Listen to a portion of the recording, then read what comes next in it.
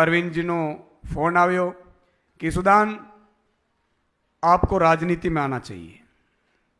मैंने कहा कि साहब मैंने तो जिंदगी में मेरे कोई परिवार में सरपंच तक नहीं बना है और राजनीति में क्यों? तब अरविंद जी ने कहा कि देखो, अगर आप शो चलाते हो, आप आवाज तो उठाओगे, लेकिन ये निर्भर सिस्टम आपको वो काम करके नहीं देगी जो करना चाहते हैं, इसलिए सिस्टम में जाना पड़ेगा। अरविंद जी ने कहा कि देखो, अगर मैं राजनीति में नहीं आता तो आप मुझे बताओ कि क्या दिल्ली की अच्छी स्कूलें होती? आप एक बार स्कूलें देख लीजिए, मोहल्ला क्लिनिक देख लीजिए। मैंने देखा भी, वहां जाकर देखा, और तब मैंने तय किया कि ठीक है, मैं राजनीति में आना नहीं चाहता हूं। राजनीति हर हमेशा अच्छे लोगों की मजबूरी होती है, राजनीति शौक नहीं होता है। और उस दिन अरविंद जी ने भी यही कहा कि देखो, मैं भी इनकम टैक्स कमिश्नर था इस सुदान, मैं भी अच्छी खासी जिंदगी जीता था, लेकिन वो मेरे परिवार तक सीमित होती। आज मैं दिल्ली के लिए कुछ कर सकता हूं। क्यों? महिलाएं के लिए बस सुविधा फ्री कर सकता हूं, अच्छे बच्चे पढ़ते हैं। एक ऑटो वाला बच्चा जब पढ़ के बहुत बड़ा बनता है तो मुझे कितना आशीर्वाद मिलते होंगे।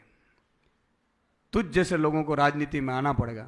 और तब मैंने तय किया कि मैं राजनीति करूंगा। राजनीति मेरा शौक नहीं, मेरी मजबूरी है। गुजरात की जनता की पीड़ा मुझसे देखी नहीं गई, इसलिए मुझे आना पड़ा।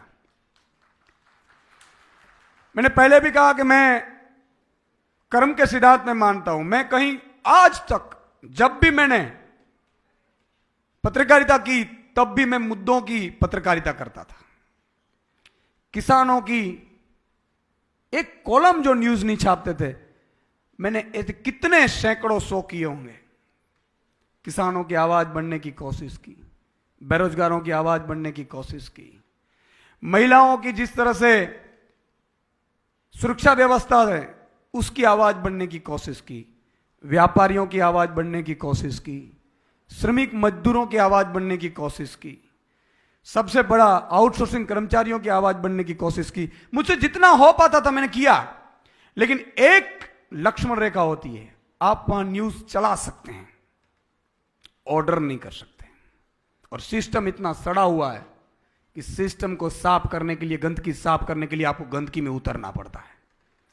और तब मुझे अरविंद जी ने कहा कि देखो, गंदगी अगर साफ करनी है तो आपको कीचड़ में उतरना पड़ेगा, चाहे आपको जो भी लोग गालियां दे, मुझे भी देते हैं, लेकिन ये लोग जो गालियां देते हैं ना, वो पॉलिटिकल पार्टी वाले होते हैं। जनता कभी गालियां नहीं देती, वो तो सिर पे बिठाती है। मुझे भी दिल्ली में देख लीजिए आप।